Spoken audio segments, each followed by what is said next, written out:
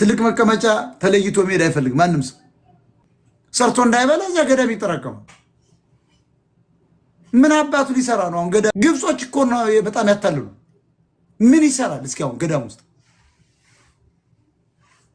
ሞቱ አባቶች ወይ ምን እናርግ? አትከላከል አገሬ በሰማይ ነው ይላል። ታዲያ ምን አባት ሰራልኝ አገ ለምን ታጣበነ? ለምን አትሄድ?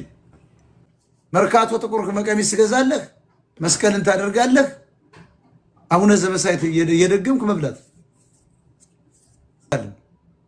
አንድ ግን ለኢትዮጵያ ዝናብ ሲያዘንብ አላየንም። ለኢትዮጵያ አንድ ስንዴ አላበቀለም። አንድ ዳቦ እንደ ማርያም ጊዜ ፋኑኤል በክንፉ እያማታ እንደሚያመጣው ሊያበላን አልቻለም። ይሄን ስትነግረው ይሳደባል። ለምን?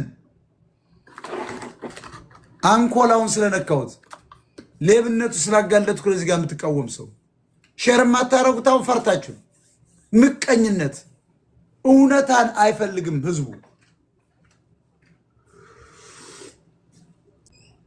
ለሬንኮት $500 አሁን ያስገባ ሰዋል። that's my boy በቃ ይሄን bravo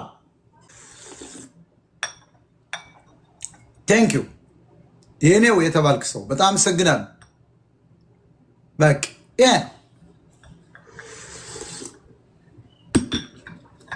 እኔ ታውቃላችሁ እኔ ማንንም ሳንቲም የምወስድ ሰውም የምበላም ሰው አይደለም። እኔ በራሴ ጊዜ ልኖር እግዚአብሔር ይባርክልኝ ያለኝን ነገር በአማራ ደም በአማራ ገበሬ መፈናቀል በድሮም ባለቀው ህዝባችን በተፈናቀለው ህዝባችን ይሄ ዲያስፖራውን ነው እኮ የምቀጠቅጠው ነው ገበሬውን አይደለም። ተማርኩ ያለውን አካል እየቀጠቀጥኩት ያለው ሰው አይገባውም። አማራን የሰደበ ይመስላችሁ?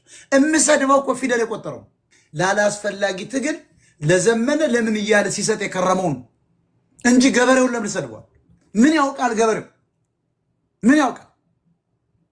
ሰማይን አንጋጦ ምድርን አጎንብሶ እየሳመ የሚኖር ህዝብ ነው ያለ። በጣም ታታሪና የዋህ ህዝብ ነው አማራ። ለምን ሰድቧለን? እሱ ገበሬ ምን ያውቃል? ያስተማራቸው ልጆቹ ካዱት። አመሰግናለሁ። $500 የላክሰው በጣም ወይ ሴት ወይ ወንድ ትሆኛለሽ። በውስጥ ዞሮ ላውቅ እችላለሁ። በጣም አመስግኛለሁ። እግዚአብሔር ይስጥልን። ሌሎችም ቀጥሉ። ሌክ ጣና በሚለው የዳላር ሳይን አድርጋችሁ ሌክ ጣና ሐይቅ ማለት ነው። በሱ ላኩ።